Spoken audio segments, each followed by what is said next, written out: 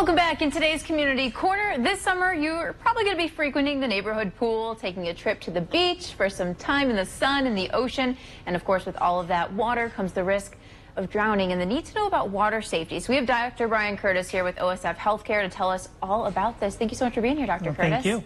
So let's talk a little bit about what should parents talk to their kids about before getting in the water? Yeah, so a lot of it's water safety, and so really it's talking to the children about being kind of smart, what you're doing, diving in shallow ends, especially your lake or rivers, to be particularly safe because you don't know what's underneath the water. And the other thing is to really, as a parent, know where your child is as far as swimmer. Yeah, keeping an eye on them because they can, unfortunately, of course, especially if it's really choppy water, things can happen pretty quickly. Yeah, and actually a lot of people, they watch TV and they see people drown and it's just, splash and help me. And actually it's a very silent thing. People just slide under and then you don't even know it. And so people think it's going to be a big event and it's not. And so really, having dedicated eyes on the kids is what's really important. But it's not just kids, of course. Adults can run into some issues too. What are things that they should keep in mind before getting in the pool? Yeah, so, actually, male adolescents or teenagers are 10 times more likely to drown than their counterpart females. And it's probably risk-taking behavior, especially around rivers and lakes. And in those cases, it usually tends to be risk-taking behavior. Always, and it's always back, don't swim alone, always have a buddy to have on hand. And then really just talking to your kids about being smart. I mean, I was watching TikTok where these people were diving off the back of the boat. And so then other people were doing it and they had broken their necks. And, it's just, just kind of adding some common sense into stuff. Yeah, of course, that's going viral on TikTok right now. And it's hard to believe. Yeah, and I saw it the first time, I'm like, that boat's going kind of fast. And so...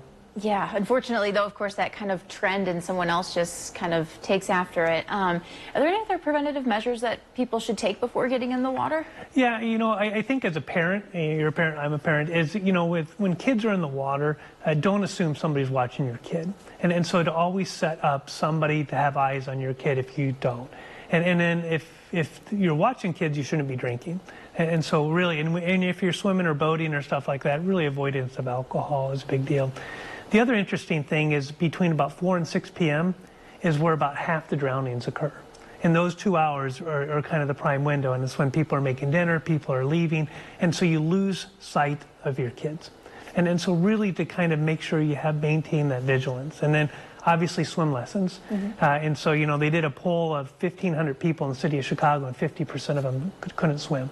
Wow. And it was access, money, and time.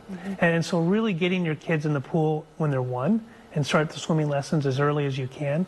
And if you don't know how to swim, learn to swim, because parents that know how to swim, their kids know how to swim. Yeah, great points there. Real quick, I want to ask you, fact or fiction, how long should you wait before going in the water after eating? Is it about 20 minutes? I know, this is a loaded question. Yeah, we talked, I grew up in Arizona, so it was always at 30 minutes, and there's really no science behind it. And so, but I still think in my head, like, I fed my kids lunch early in the week, and they jumped in the pool, and I'm like, they need to wait. And I'm like, no, it's kind of the old wives' tale, so it is a little bit of fiction.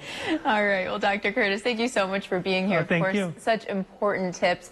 Be careful when you're out there on the water. We'll have this interview on our website, 25newsnow.com. And if you or someone you know would like to join us on Community Corner, you can head to our website. And again, just click on that tab and submit the form. We'll take a look at it and hope to see you here. We'll be right back with more good news and weather.